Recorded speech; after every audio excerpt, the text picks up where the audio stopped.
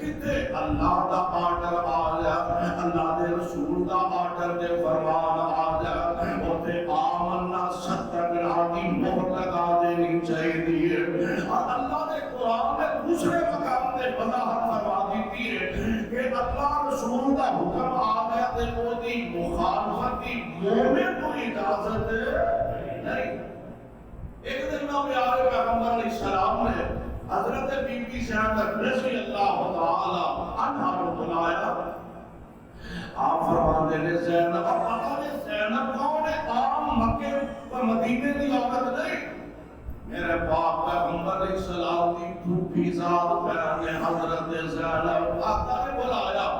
آپ فرماتے ہیں زینب میرا دل کرتا میں تیرا نکاح زید بن حارثہ دینا کر چھڑا، تیرا کی مشورہ عرض کر دیا نے سونیو گل پاپ دی نہیں، میں اعلیٰ خاندان کی عورت، اچھے حسب نسب والی عورت، اعلیٰ قبیلے کی عورت، یہ سونیو زید غلام ہے، پتہ نہیں کتوں بکدا وکاندا آیا، نہ وہ حسب دا پتہ نہ وہ نسب دا پتہ۔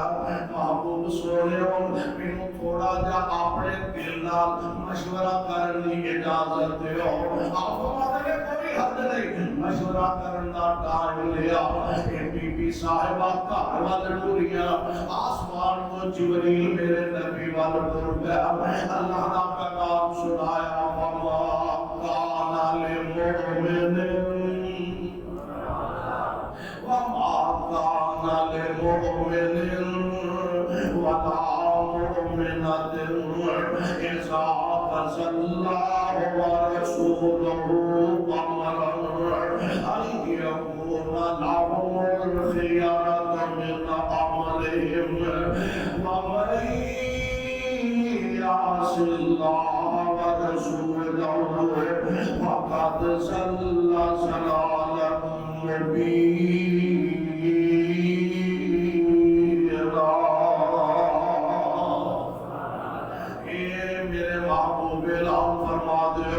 کسی مومن واسطے ایک گل لائق نہیں، کسی مومنہ عورت واسطے ایک گل لائق نہیں، جدو اللہ دے او دے رسول دا آرڈر آ جائے، حکم آ جائے، اپنے عہدے وچ تہانوں اختیار ہی کیوں نہ دے دتا جائے۔